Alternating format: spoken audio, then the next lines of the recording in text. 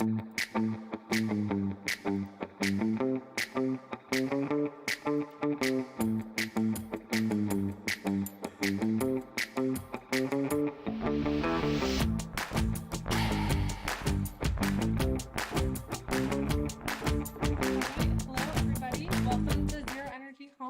for business, better for living, with CR Herro from Meritage Homes. My name is Lindsay Hardy. I'm the project director of the Energy Challenge, a program of the Environmental Center. And later today, we'll be joined by my colleague Neil Bonsgard, who will be moderating our Q&A with CR. A few housekeeping things for those of you who are joining us via Zoom. We've muted all of you and asked that you chat your questions to us for the Q&A using the chat feature in Zoom. And for those of you on YouTube Live, you can also comment on the video to ask questions. We have your videos off. If you want to declutter the videos you are seeing, you can change your settings by clicking on the stop video button and clicking on show only active cameras. Very quickly, you're going to have about 20 seconds to complete this poll. We want to hear how you heard about this event today so that we can continue to spend our time on effective ways to reach the community. So thank you for taking the time to doing this. All right, it looks like our partner Earth Advantage did a great job of reaching out to the building community. We're really excited to have builders here today to learn about the great work that Meritage Homes is doing.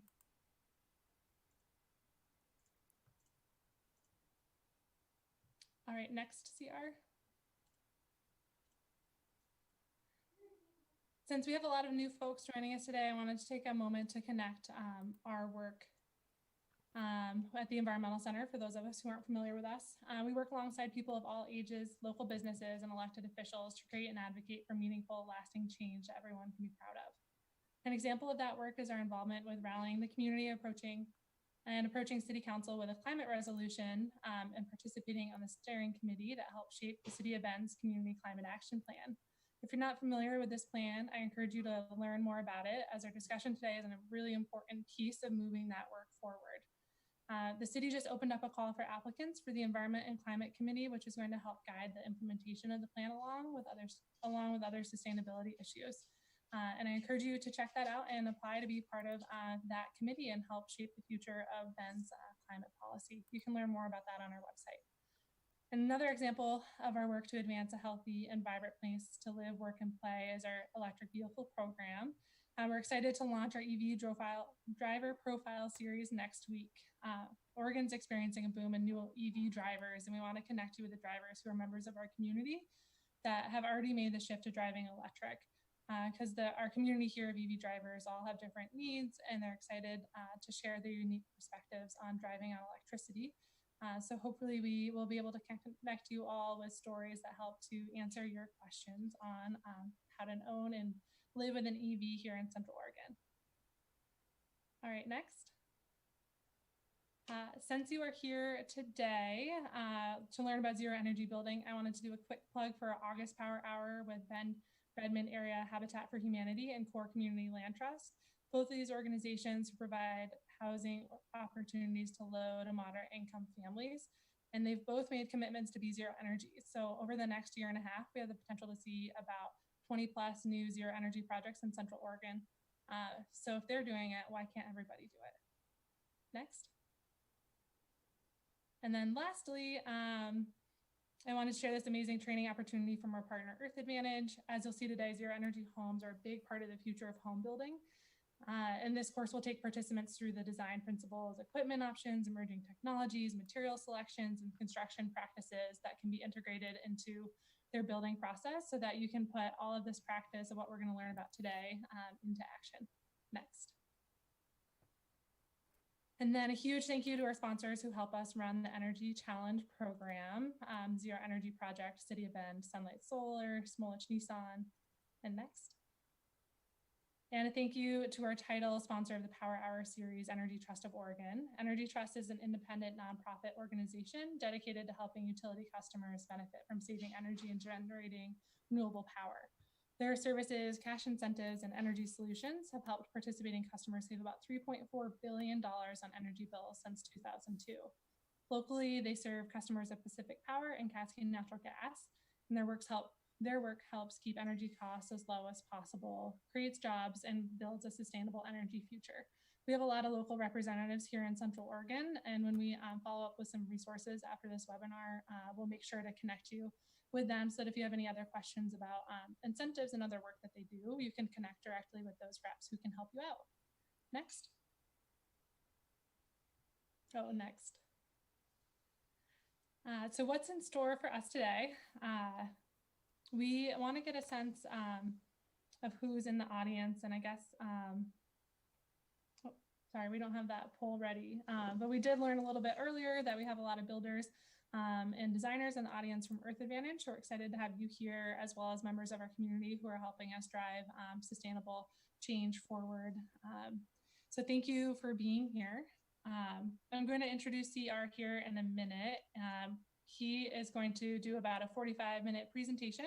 So around 12:55 or so, we'll jump into Q&A mode. And you can chat your questions either through the Zoom chat feature or on YouTube Live. You can comment on the video, and we'll be taking all of those questions and chatting them over to CR. We'll try to get as many of your questions as possible answered, and if not, we can follow up with additional resources after the event as well. Okay, so now I'm going to introduce CR. He has a 25-year history of successful industry disruption. I really like that term, disruption. I think that's really what we're focused on here in Bend. How can we change the norm? Hi, CR. So in 2009, CR became the VP of Innovation at Meritage Homes, where he leads initiatives for performance, materials, and process for high production residential building. Meritage prides itself in setting the standard for energy efficient homes and is credited as the first home builder to achieve 100% certification to US EPA's Energy Star for homes. They're the first builder to certify all 3 US EPA best building practices, Energy Star, Indoor Air Plus, and WaterSense, and the first national production builder to offer zero energy homes. All right, so without further ado, I'm going to let CR take it from here. And again, thank you for joining us today, CR. Keep your questions coming in, and we're excited to start this dialogue and really drive this thinking around how Bend can build more zero energy homes, driving that conversation forward. Excellent. All right, thanks. Well, good afternoon, everybody. I have the pleasure of working for a large production builder doing innovation to help really focus on what consumers are evolving towards. And so I really wanted to spend the next 45 minutes doing what I wish somebody pulled me aside and did 10 years ago, which is to get good clarity on why we do what we do, because the what is actually pretty simple. The how to drive better insulation, better windows, better framing details, look at energy efficiency. So many great organizations are available today that have great recipes and great assistance to help drive it.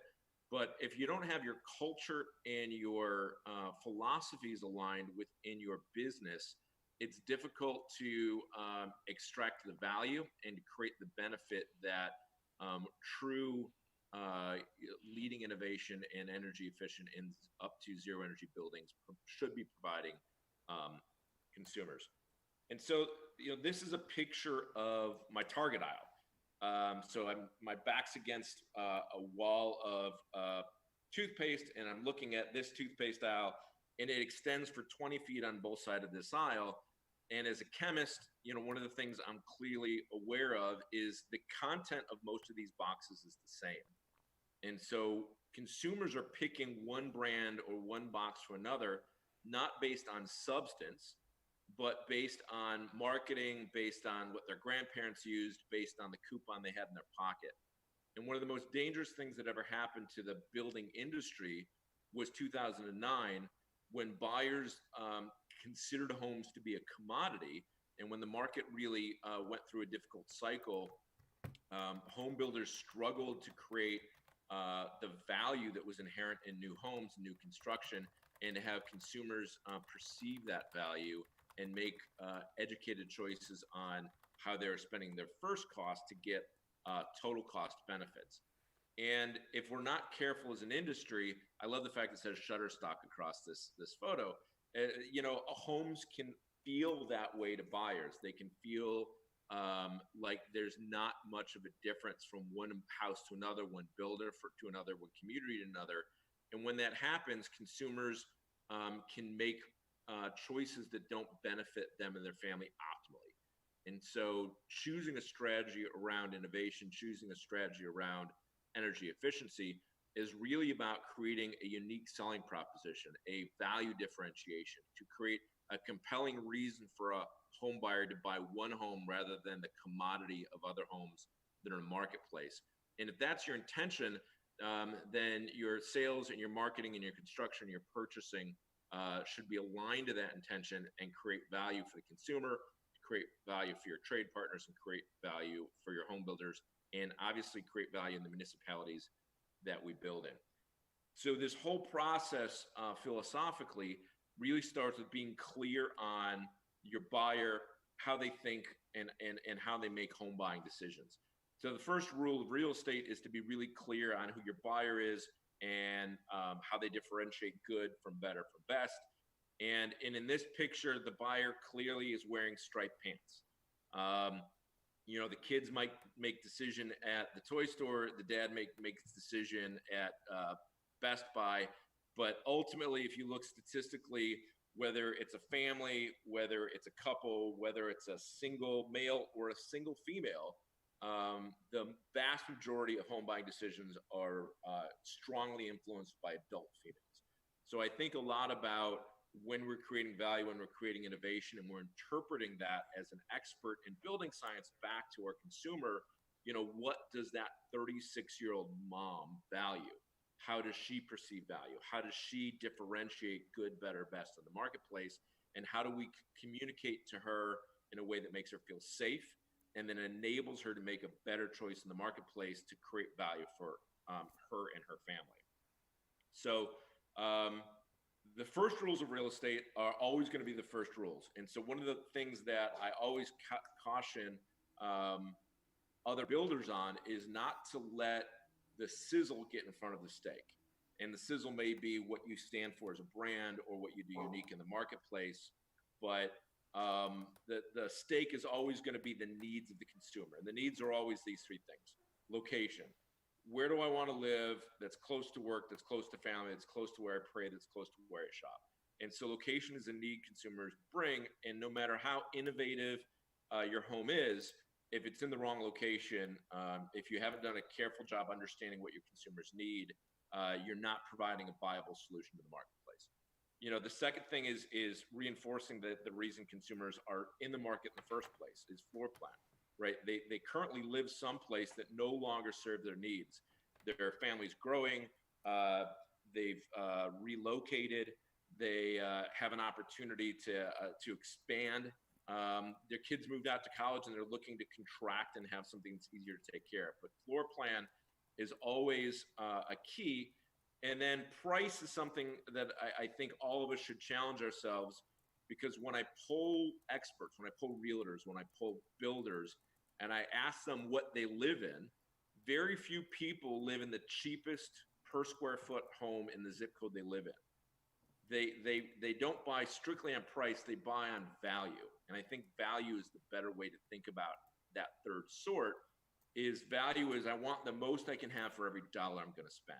And so that might be, I want the most luxury, I want the most square foot, I want the most quality, I want the most safety, I want the most usability. So price is really more dynamic than just cost per square foot. It ends up being a value proposition. And when you look at these sorts, what that translates to is, you know, if you've got 10,000 homes in a marketplace, location reduces that to 2,000. Of those 2,000 homes that are for sale, floor plan might reduce that to 200 that are the right square footage, the right bedroom count, the right amenities. And of those 200s in the right location with the right floor plan, that price range, the high and low of people's affordability, might get you down to 20 homes. So there's 20 homes that meet a customer's location, design, and value proposition. And so the question is how do they choose the home they choose of that 20? And that's one of the pieces that historically no builder has been focused on. they generally accept that they're one of 20 good enough, and they take 5% market share. And in fact, if you talk to realtors and you talk to large production builders, the potential for a ready, willing, and able buyer to select their specific home is 5%, 1 in 20.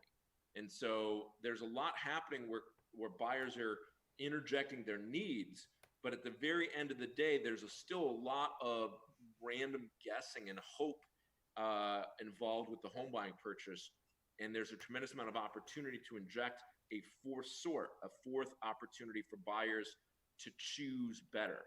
And so if you kind of look at this, as a sales funnel, at the top of the funnel, there are all the homes in the MLS, and that location, price, and design sort those available homes into these 20 homes that are available in the marketplace.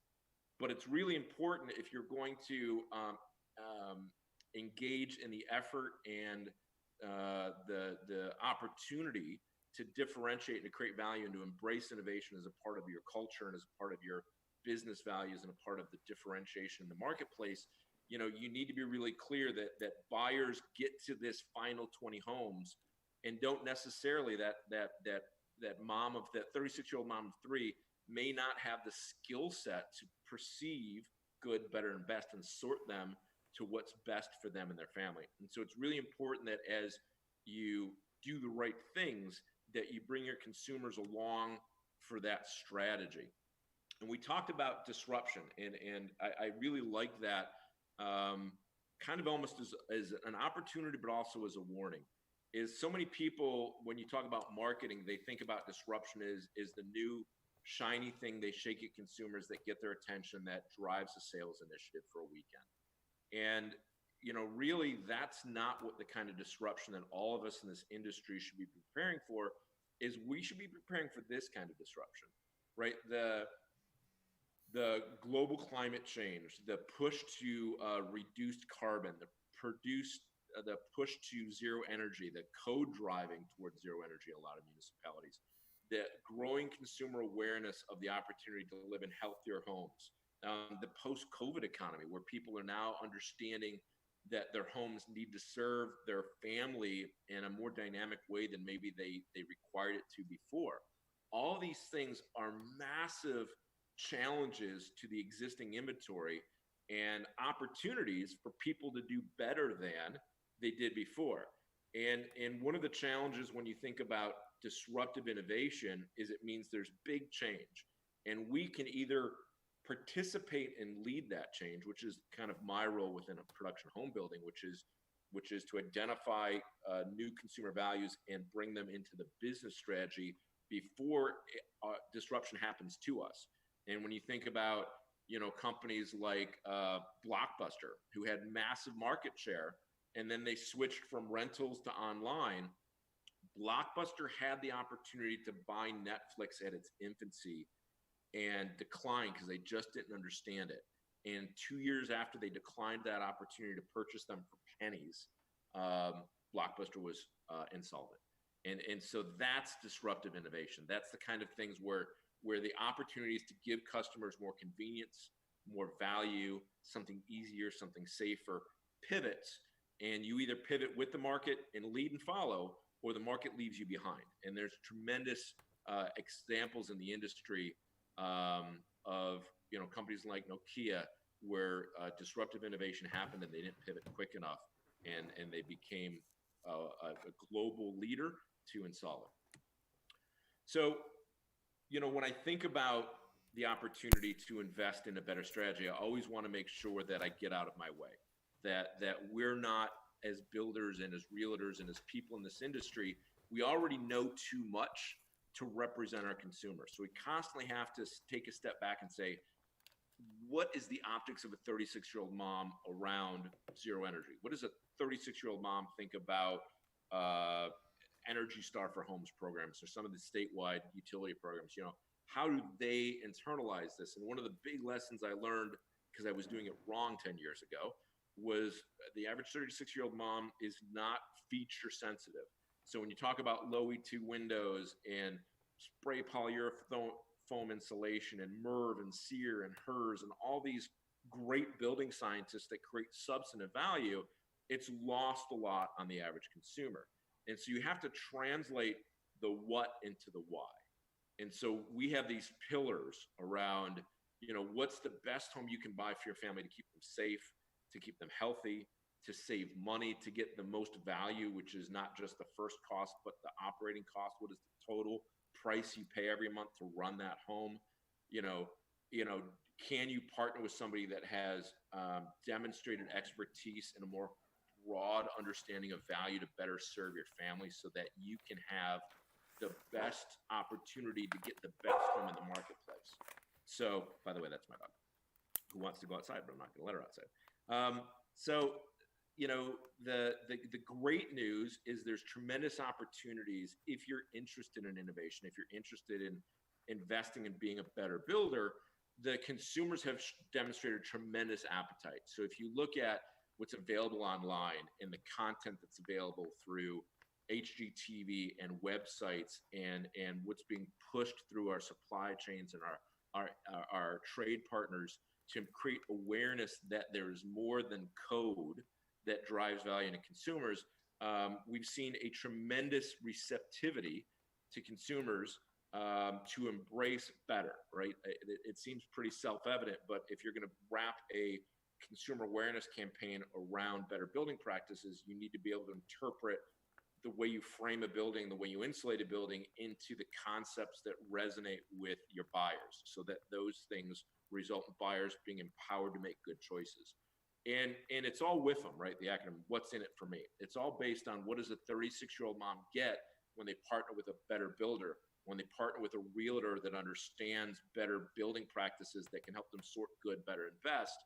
What is the new expectations that you can reset with consumers? Because when you do that, instead of the consumer having 20 choices that are in the right location, design, and price, the consumer ends up with a clear leader that makes their family more protected, that represents that there's a better investment, that provides a better quality of life within that home than the other 19 good enough homes that are just in the right location, at the right price, the right square footage. And those are categories that are pretty simple. What's in it for me? I can reduce your operating costs and save you tens of thousands of dollars. I can improve the comfort of your home through more efficient heating and cooling and better windows and better insulation, better framing details and better ceiling details. I can significantly improve the indoor air quality and therefore the health of your family. In the post-COVID economy, I think everybody has it on the radar that we need to be looking at air filtration at the sub-viral level, that we need to be looking at antimicrobial surfaces, that we need to be looking at ASHRAE 62.2 scale fresh air ventilation, and we need to empower and differentiate the quality and thoughtfulness that we can infuse in these homes to create healthy spaces for the families that are looking desperately at their next choice to be better than the home they currently live in or better than the home they were raised in. And there is really substantive benefits out there that most of you are aware of that can infuse these strategies of better efficiency and better health back into it. And then, the Pacific Northwest has certainly got a climate of more sophisticated buyers that are leaning into messages about being responsible about the way they live and the materials that are incorporated into their home, and being an enabling force in the solution of society to participate in these sustainable homes. And sustainability should be selfish. Sustainability done well isn't about sacrifice. It's about making a choice that to be more thoughtful so that you can live better and reduce negative waste. And so great energy efficiency and great building isn't about taking something away from buyers.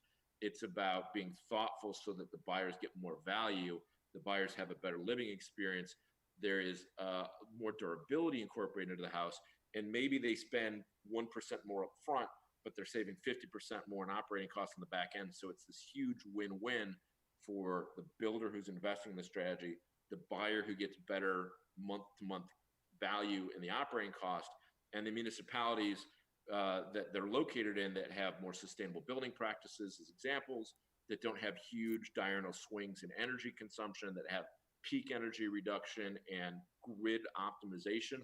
All these things are driving huge, literally billion-dollar benefits into our industry that drive ultimate value and reinforce these strategies for all of us to continue to invest in energy efficiency.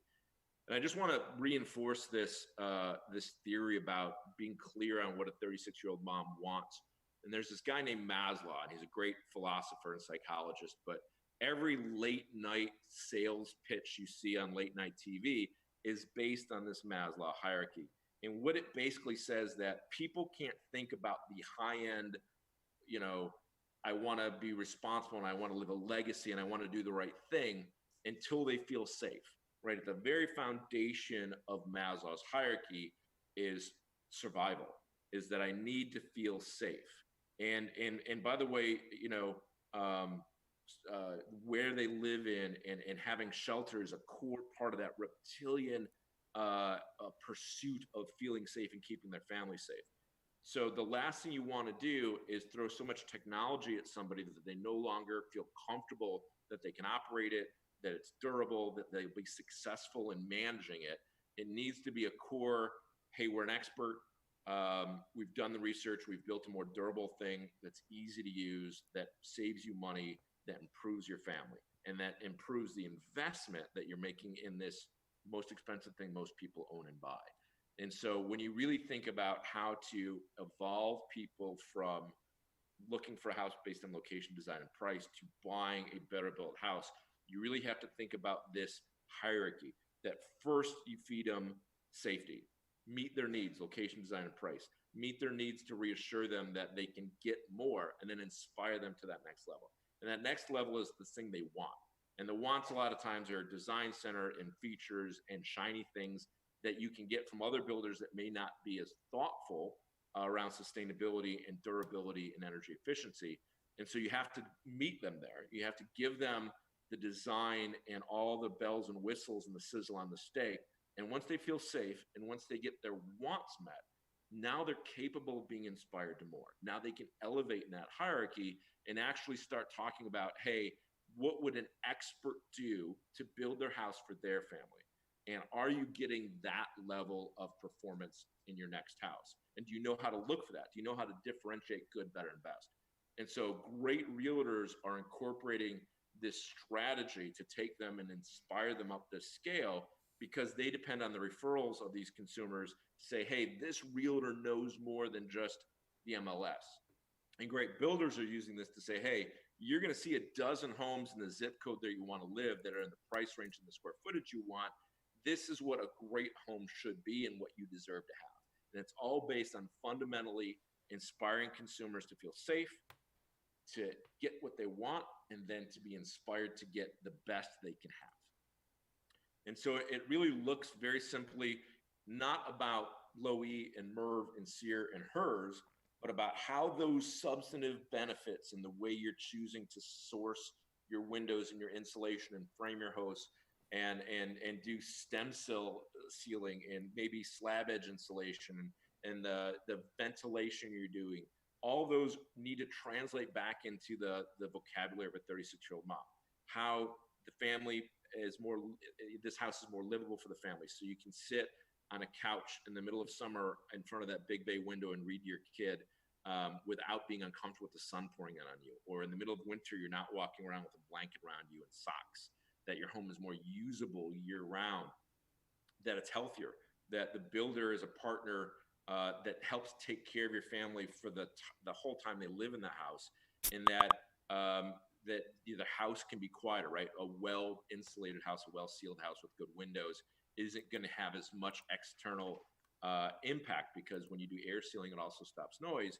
And so buyers have never thought about, you know, choosing a more quiet house as a way to exemplify how well the house is built. But if you're in a great, well-built, well-sealed house, it's very, very quiet. And it's a great way to teach buyers to stop and listen as they go from house to house to house and recognize how much outside noise they hear. And when they can hear a lot of outside noise, that's a lot of heat and cold and bugs and dust that's also coming in and out of that house without being controlled. And then lastly, you know, that inspiration about what true cost looks like, what total cost looks like. Because a zero energy home done right is actually much more cost effective than a conventional code built home. Because when you look at the 30-year mortgage and the 30-year energy savings, the least total cost home is always going to be a well-built zero energy home.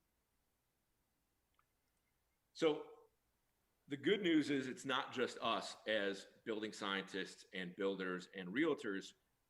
For almost a decade now, when you ask buyers how they would choose among the 20 good enough homes in the right location at the right price range, the right size, what they really want, for the last 100 years, they want the big closets and they want the kitchen islands. But what's really evolved is buyers are starting to understand, hey, I want low E windows. Hey, I want Energy Star appliances. Hey, I want a programmable thermostat. What's really important, and where I want my lack of success to help you all, is that when you talk to them, you need to understand what they're actually asking you for. They're not asking you for low E windows. What this survey is a result of is buyers having a friend that had a Four Seasons room that they went and put new windows in, and now they can sit out there in the fall and in the winter when they couldn't before, or in the middle of summer. And so when they went over to dinner and their friends were bragging about these cool new windows that made this room more usable, they learned, okay, low E means that that house is better and it's more comfortable, or maybe it saves me in heating and cooling bills. And so they're starting to understand what that low E represents as a value. But as you talk to consumers, remember to convert that value into things they can process, into things they can sort. So when you distill it down, one of the great opportunities that are selfish is in selling more energy efficient, zero energy homes, low carbon homes. You're clearly creating something in the marketplace that buyers are saying, I would choose that differentially over other homes in the marketplace. And so that I would selectively choose an energy efficient home if you empowered me to do so. And if I could tell the difference between this home builder that says I'm eco-friendly, whatever the hell that means, and I'm Energy Star certified with a Herro score of 47 and a renewable energy system that drops that down to 22, and it means this sort of savings. So really getting into the meat of inspiring the benefit, I can save you money every month, and then validating that benefit with the features, to me is kind of that proven recipe of how you talk to a 36-year-old mom to make sure they don't accidentally buy a home that's less than they and their families deserve. And so when you peel that onion all the way down, it comes back to WIFM, right? What does that 36-year-old mom want? She wants to save money on heating and cooling and power. She wants to reduce her use of disposable resources because that saves her money and it reduces the impact that her and her family have on their environment. And so they feel better about their choices, and their home better aligns with their value systems. They want to feel healthy. If you look, this is a 2009 J.D. Powers and Associates analysis. Every year I've watched this industry, health has become stronger and stronger and stronger. And post-COVID, I anticipate improved air quality to probably lead the pack. And so along with energy efficiency, the good news is as you build really energy efficient homes, you're reducing uncontrolled air movement, uncontrolled energy movement, which gives you control over the environment to enable you to leverage that new platform to build unprecedented better comfort and better health into your homes. And ultimately, all these things distill down into a better value proposition. And one of the things I'm really excited about is as appraisals and underwriting evolves, it's starting to look at these better than homes and the tens of thousands of dollars of utility savings, and starting to increase the value on the comp analysis of these better than homes compared to other code built homes. And so it's a reinforcing message that when you invest in a better built home, it's a smart investment in the resale of that home 5 to 7 years from now. And some other quick statistics to reinforce how important it is if you're going to be in innovation to, one, do it substantively, and two, to make sure your buyers can differentiate your energy efficiency from less credible energy efficiency or just marketing messages of other builders.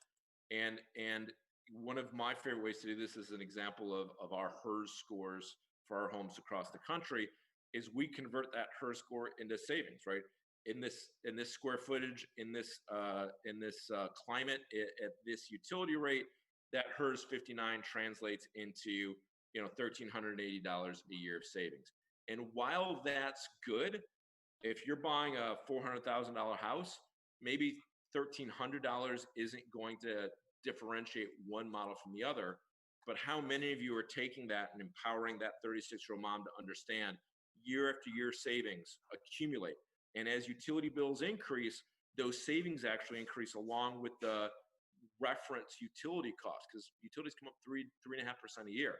And so while that HERS 59 may only be a couple $1,000s of savings a year, over a 30-year mortgage, when you're comparing the actual price from home to home to home, there's a relevant difference in the value of this home of over $65,000.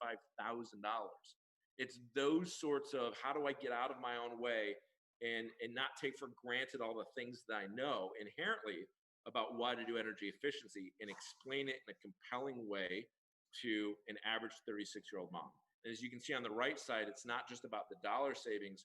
We talk about the health, we talk about the comfort, we talk about the sustainability. We want to make sure that we're empowering consumers to see this better opportunity. And this is a picture of a gentleman named Bruce Ploser.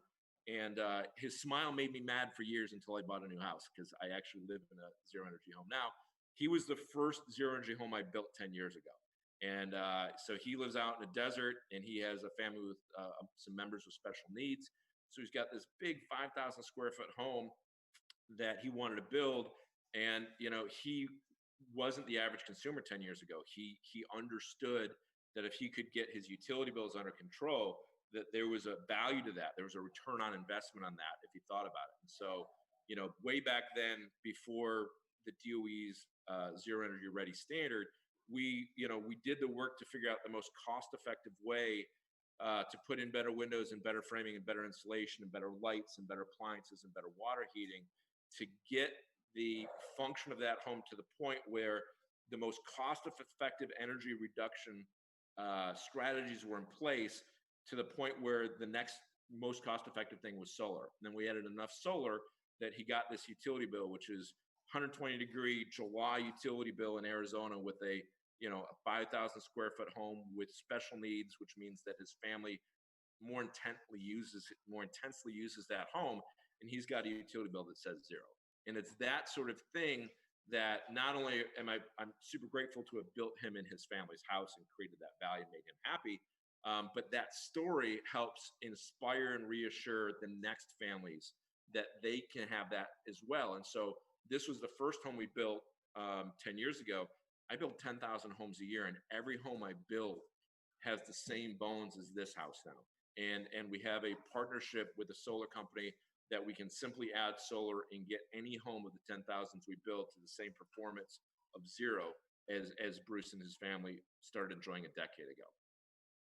And for those of you who may not be used to zero energy as a value proposition, and sometimes that kind of old mid-'80s, hey, this isn't cost effective, this is just something people with excess money do to participate in global climate change. If you look at how a home consumes energy, half of the energy consumption that a home uses, from conventional lighting to conventional heating and cooling, actually doesn't do much good because of old insulation or old windows or old appliances. Most of this energy isn't actually doing things like creating light, retaining heating and cooling, or running a refrigerator. And so Energy Star appliances, LED lighting, high SEER air conditioning systems, better, more functional air sealing and R factor and insulation, all can reduce this pie by over 50%, so that the opportunity to cost effectively operate a home at zero is available for first-time home buyers. And so this is an example of just south of your market.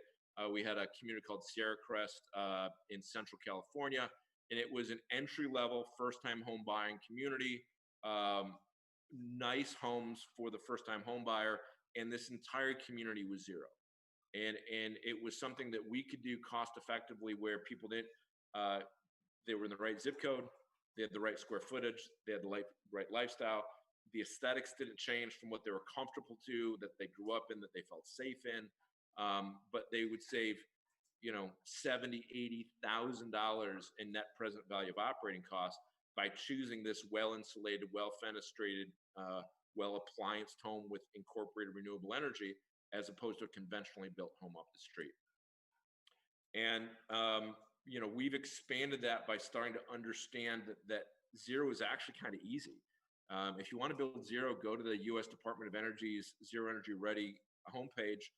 There's a recipe book. It's pretty easy to get your home to the performance level of zero. The question is now, what about other stakeholders? What about utilities? How do we think about disaster resistance? How do we think about optimizing total cost in a way that we can actually continue with the zero platform to even create more value? And so this is a home that we built in 2018 for the International Build Show. And it's got high thermal mass. It's got home automation so that it adjusts utilities based on occupancy. It has radiant reflective roofing so that you don't gain as much heat. This is built in Orlando, so it's a cooling climate. So we spent a lot of time reducing uncontrolled heat gain. And so not only is it zero, but it consumes 60% of the peak energy of a conventional built home of the same size.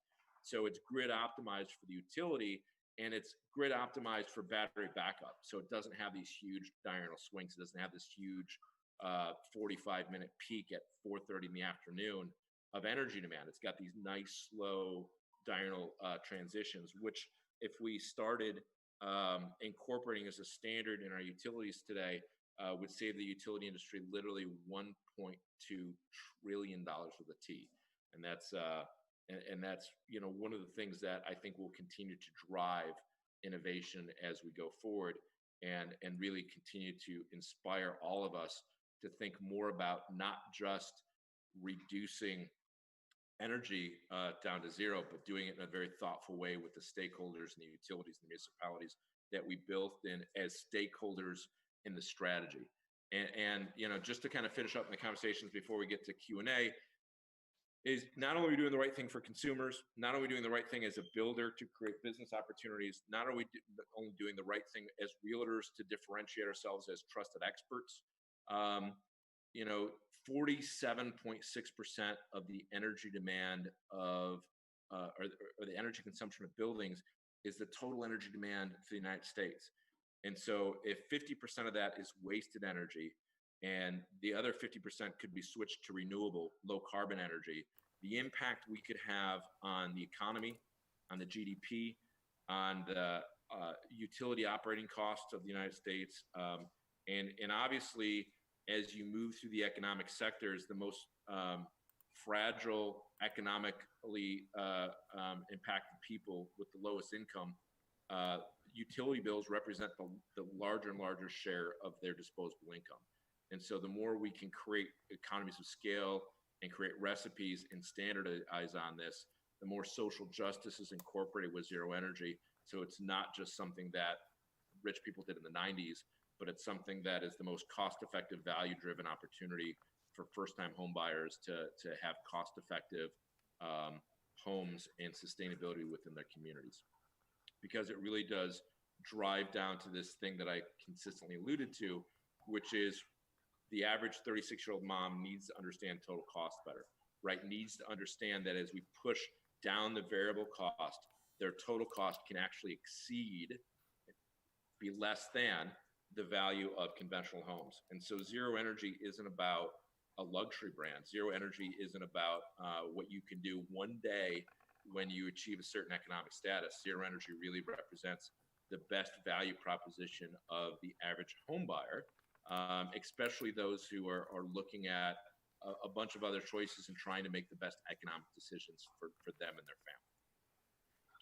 And I'll stop this with that last transition piece, which is in a post-COVID climate, all of us have to be focused on, what our consumers' value strategies are evolving to. And energy efficiency and health are commingled in most buyers' minds. And doing the right thing for energy efficiency and air sealing and tight construction, in low heat gain and heat loss is an opportunity for buyers to have an envelope that doesn't swing, that isn't subjected to pollen and dust and bugs from the outside. And so in those opportunities, you can start very cost effectively infusing small things like a low VOC program and a fresh air program and maybe an antimicrobial surface program and a really good air filtration program to drastically improve very cost effectively the health and the indoor air quality of the buyers who are looking for them and their buyers. And so a lot of these last slides are just examples of how you can talk about things like comfort to a buyer. That first graph is the temperature variation of an average home over a year in Texas. And the second graph is that same floor plan with better insulation and better windows. And notice that the temperature is so much more stable in that home than the other home. So it's a way we kind of talk to buyers about what comfort should look like, because everybody's lived in this upper graph. Everybody's lived in that home where the sun comes up and the east side of your house is hot and the sun goes down and there's a cold room and there's a hot room and you're putting a box fan in your kid's house room just because it's stuffy. And those are all attributed to poor building practices and inefficient energy efficiency and opportunities to continue to inspire consumers, not about SEER, MERV, and HERS, but about living better. And lastly, I referenced this a couple times, but I'm a big fan of stealing from smart people. And the U.S. Department of Energy's Zero Energy Ready Homes program is one of the most efficient ways I've seen to create a starting place, a platform of really substantive building science and processes to communicate to your trades and your supply chain to get to a good, sound building envelope and then put your own spin on it. Start from there as a very cost-effective, well-proven methodology to build a great envelope and a great platform. And from there, what you decide to create a brand around, what you decide to create unique value around is rooted in really, really good, really sound business strategy and cost-effective measures to drastically reduce waste in your home. We're running out of time, so I'm not going to belabor the point about the cost effectiveness of solar, but as most of you who are involved in the space, if you're new to this, the thought that solar was an investment is an old thought. Solar is ROI positive day one. If you lease or you buy and roll into mortgage, you are making money in reduced utility costs every month compared to the lease or the mortgage cost of that solar system. And so the long-term value proposition of a solar system with a warranted life of 25 years is outstanding and one of the best investments anybody should be making regardless of your economic situation and moving forward. And when you think about these big strategies to incorporate other stakeholders into the win-win-win opportunity, shifting these loads around, the things that I talked about with that IBS show home house, how do we reduce these big diurnal swings to create low peak, low load, grid optimized homes, I think is going to be the next challenge after zero. How do we do all of this in a way that creates value, not just for buyers and builders, but creates value for utilities that they're integrated with and the municipalities that they're built with. So I know that's a lot, but I wanted to really focus on this talk, not about the building science, which I think is readily available, but making sure that we do this, that we really focus on inspiring consumers and enabling them to make good choices so they get the best home that represents what you as an expert would build for your family. I always feel bad for people that get less because somebody didn't enable them to make a better choice. And so as realtors and as builders and as influencers of buying decisions, we have a ethical responsibility to help people do better for them and their families and get better long-term value and to get better function, because we should all be very proud of the space we're in. We enable people to live better lives, to create hundreds of thousands of dollars of value for their families, to have more disposable income, and to create societies that are much more sustainable and that have improved productivity, which means more free cash available for everybody's quality of life. So I'm super grateful for everybody that participates in this movement, and I'm super grateful to be here to help anybody along the way inspire consumers to create value and to enable a shift in the market that just represents better for all the stakeholders involved. So with that, if anybody ever needs me after this presentation, you can reach out to me personally. I'm super happy to help anybody along this path. But I will stop sharing, and I will flip over and enable us to go into a quick conversation. All righty. Thanks so much, CR.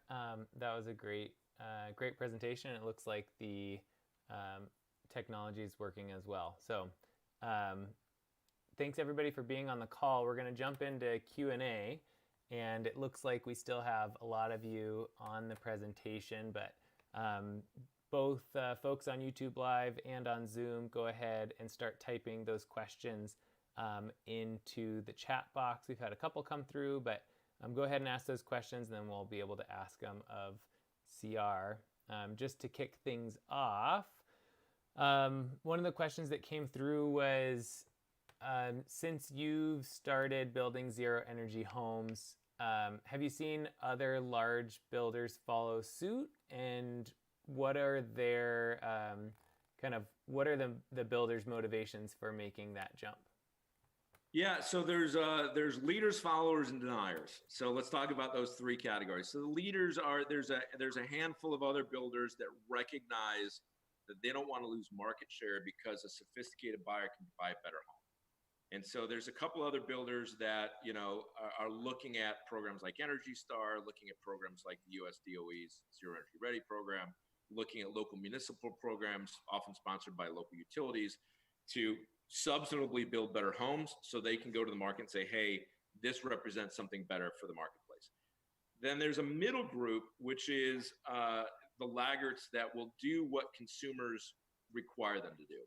And so, you know, they're doing the stuff that I was doing 5 years ago, right? They're putting in Blowy 2 windows, and they're putting in Energy Star appliances, and they're slowly moving to LED lights. So they're just better than code, so they can say me too. And that probably represents the majority of big production builders, that they're not really embracing the total value proposition, but they're embracing what looks easy and is as close to what they've done for the last 20 years as possible. And then there's the people that have staunchly put their head down and said, I'm good at this. I'm not going to disrupt my trade base. I'm not going to disrupt my supply chain. I don't believe a 36-year-old mom can make that informed choice. So I'm going to put my head down and sell the lowest first cost home I can. And those builders have a bunch of market share, and they are selling to a lot of buyers who don't know better. But that's why I referenced Nexia, right? Nexia didn't do anything wrong in the cell phones they produced. They produced a really good product. They just didn't keep up with the potential that consumers could have in the marketplace. And when Apple and Samsung came out with smartphones, Nexia went from 87% global market share to 3%. And that last category, you know, when I talk to other builders, I'm always cautious with them about the risk they're taking. Is once 36-year-old moms understand that they're getting much less than they deserve, they're going to lose a ton of market share quick, and I don't know if they'll survive. Gotcha. We had another question on the value proposition for buyers and realtors of whether something is efficient or above code versus zero energy, and if that jump is easier for consumers to understand. Like, does going all the way make a big difference? Yeah, I'm torn on it because there is the value, which as a scientist I always focus on value, and then there's the perception of value. And so I think there's definitely the average consumer that isn't going to get into the details, that's inspired by program titles like zero energy, right? That seems pretty substantive. As a scientist, I also know that zero energy is just a model. That if you have an intense energy lifestyle, you're just going to still have an energy bill. And if you live conservatively, you may have an energy credit.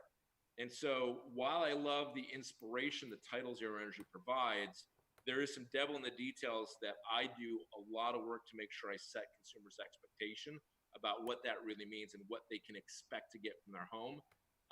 Because it doesn't mean that each month they're zero. right? They're producing extra energy in the spring and the fall. They're consuming extra energy in the winter and the summer, and net, it zeroes out for the average family of four. So I love the title of Zero Energy. I love the program. I love the inspiration. But no matter what you do, I think it's beholden on all of us to reset and re-educate, reinforce what the reality of those program titles are. Because the worst thing we can do is overpromise and underdeliver, or just have a mismatch of buyers' expectations and delivery, and do the right things for all the right reasons and fail because the consumers just weren't aligned with what the reality of the program was. Right. Another question about materials. In using the marketing around air quality, how do materials play into that air quality piece as well? For example, VOCs, off-gassing, etc.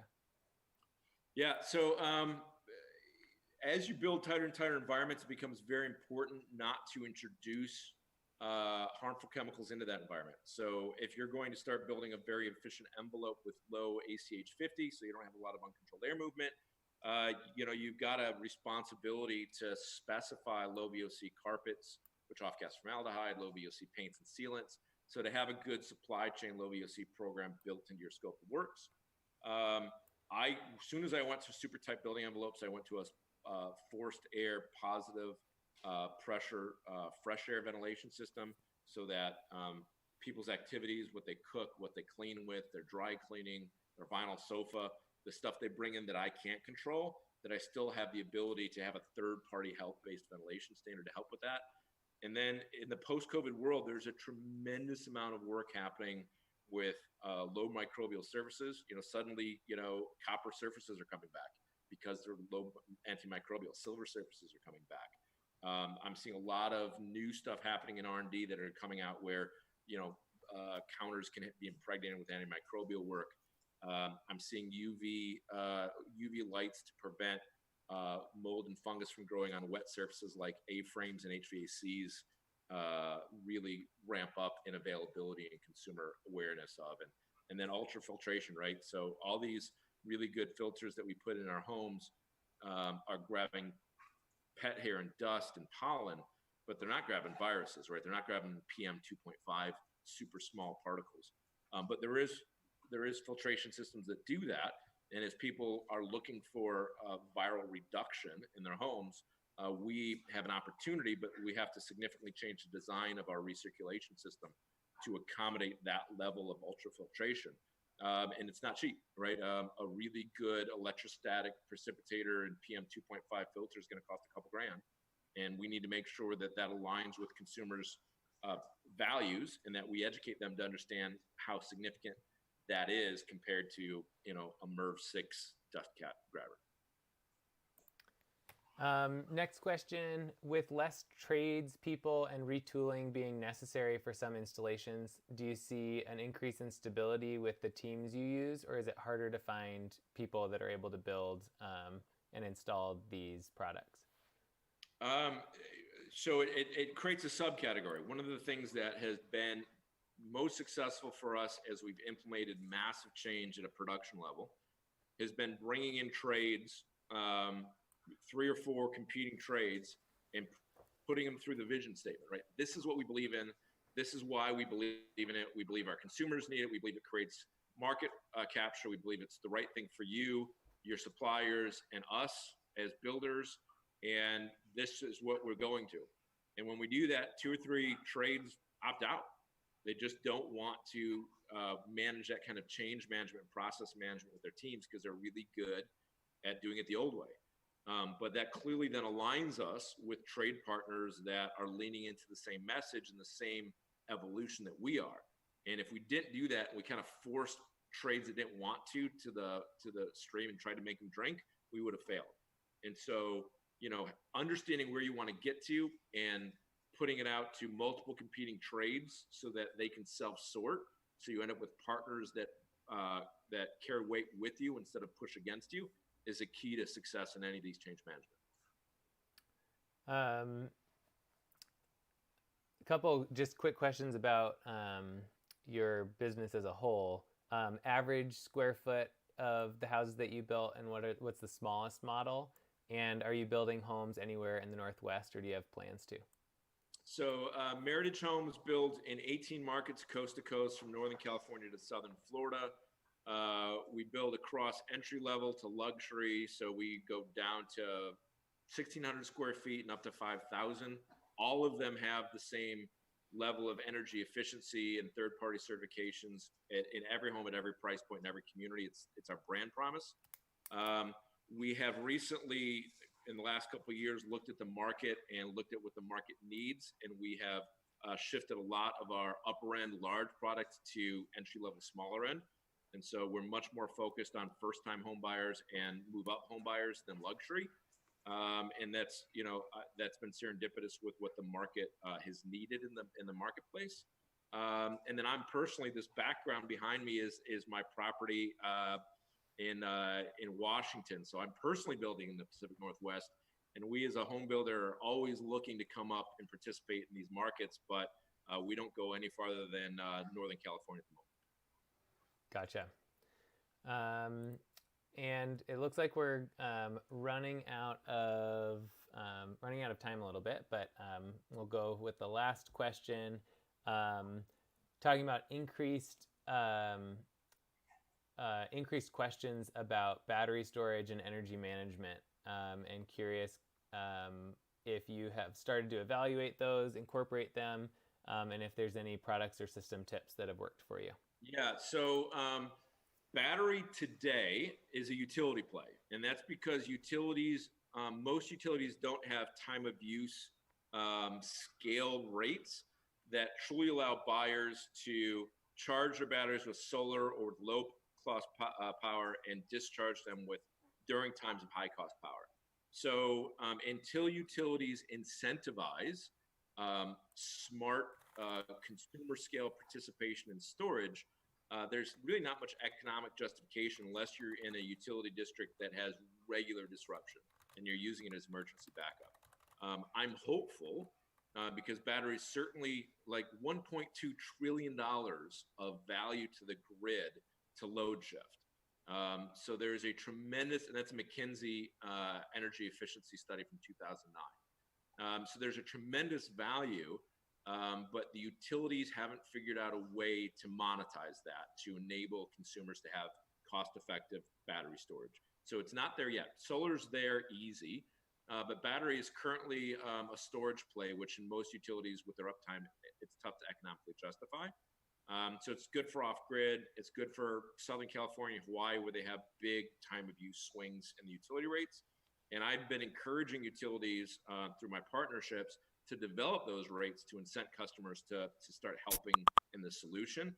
But until you get utilities participating in those big transparent rate schemes that communicate their true cost to operate at 4 o'clock in the afternoon versus 4 o'clock in the morning, batteries are going to be a utility play.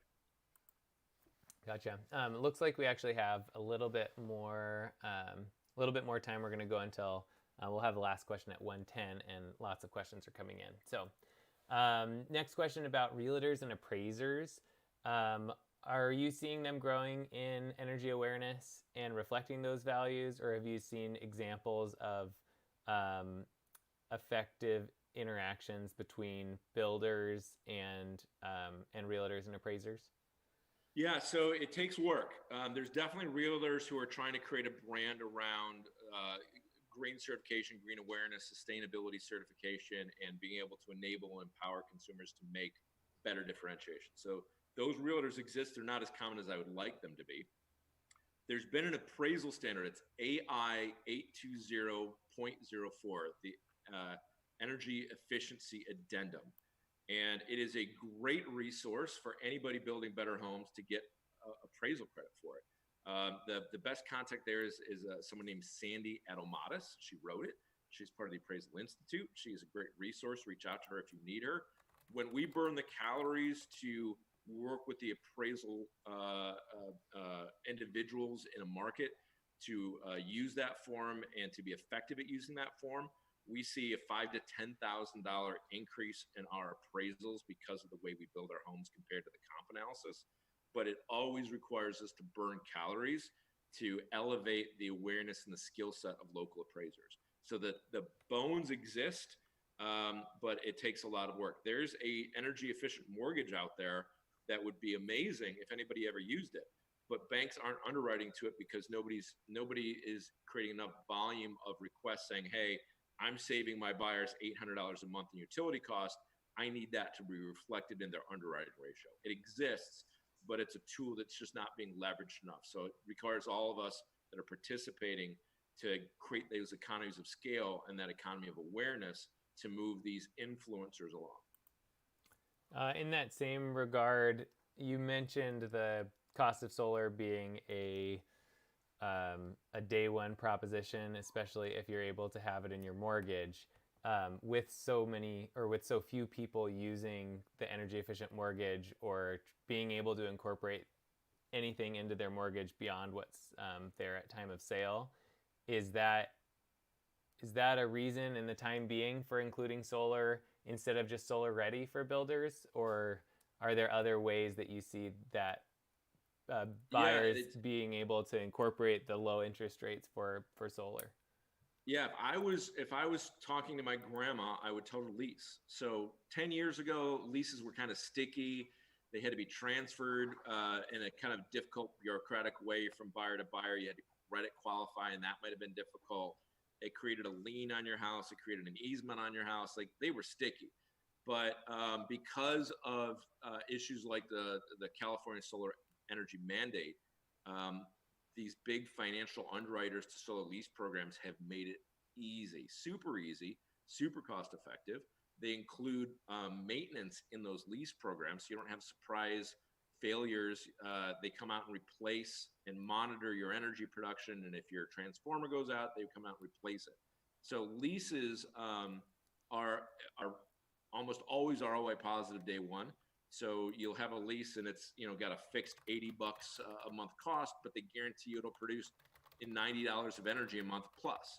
And so so even if people have an existing home or are buying as much home as they qualify for, these lease programs are very easy to qualify for. Almost every big solar installer has access to really good underwriting for these leases. And whether you want to retrofit your house or put it in your new home, I've become a big fan of the solar lease process. That's great. In that your existing home realm, we had a question from William. If you're in a bad home, do you tear it down and replace it? Do you move, or do you retrofit? Yeah, so as an environmental scientist, I always think of something called embodied energy, which is how much we've already spent to have something. So I never advocate for throwing away something that works. So, don't tear out a good dishwasher, wait till it fails, put an Energy Star dishwasher in. Don't tear out a functioning air conditioning compressor, wait till it fails, put a good SEER 18 in. And that's just because after you've spent the money and the infrastructure, it actually costs more environmental impact to throw a perfectly functioning system away. So normally retrofit is the answer. So you can come in and put in new windows, or even now they've got low E glazing, just like that you can squeegee on like car tint, and it's invisible, but it reflects heat off your windows. Caulking, better insulation, putting in radiant barrier sheets under your trusses to reflect roof heat out of your attic. There's some very, very low cost, very impactful, energy efficient ways to upgrade a home. And there's some great experts out there that do deep energy efficiency retrofits of existing properties. So almost every energy rater, and most utilities will have a network of energy efficient raters, can come out, do an energy audit, test your home, and give you recommendations and the estimated cost of those recommendations, so you can sort kind of cost by benefit and make some very educated choices on whether or not it's cost effective to upgrade your existing house or to level it and start over. Gotcha. Okay. And then we're at 1:10, so we'll go to the last question from Joe Emerson. From your experience selling zero energy homes, what have you found to be the single most powerful value people respond to? And how do you present it in a way that they can readily respond to? Yeah, so total cost is the lowest hanging fruit. So the answer is people looking at a marketplace and they've got a budget, let's say their budget's $400,000, and you can say, okay, $400,000, the mortgage is this a month, and then your average utility bills is this a month, and the value of your home at resale is this a month. Or scenario B is $420,000. Your total monthly bill is actually less because $20,000, $5 a thousand. So what is that? For that $100 more you pay in your mortgage, you have $120 of energy savings, and that this house is worth $30,000 more when you sell it. So there's that win-win-win proposition. That financial analysis is the most readily available, credible, third-party, easy to transmit. Doesn't matter people's political perspectives or value systems. Like that always works for everybody. After that, you have to start talking about the unique attributes of that family and what they care about. Do they care about the health? Do they care about the comfort? Do they care about participating and feeling proud of the home they buy? Are they looking for a status symbol where they can point to their house and say it's zero? I know people put solar panels on the front of their house just so they can point to them when they drive their friends up and say, look how much I care. So you have to really get into what's motivating people to differentiate good, better, and best. But the financial analysis always works, and it's always a great story to start with. Awesome. Well, that's a good way to wrap things up. There were some other questions in there about if we can share your presentation. I'm happy to share that. So everybody that is on the Zoom call, we will send a follow-up with that, as well as information about our other upcoming events. So you can do another Lunch and Learn next Tuesday with around electric vehicles. And so I just want to thank CR, thank everybody for sticking around. This was a really well attended live event. I know we're all wish that we could be in person, but this works out well because we get to have CR come and not have the embodied energy of him having to fly here. So thank you all for joining. And any follow-up with CR or with Lindsay or myself, we'd be happy to answer any of those questions that we weren't able to get to. All right, thanks so much.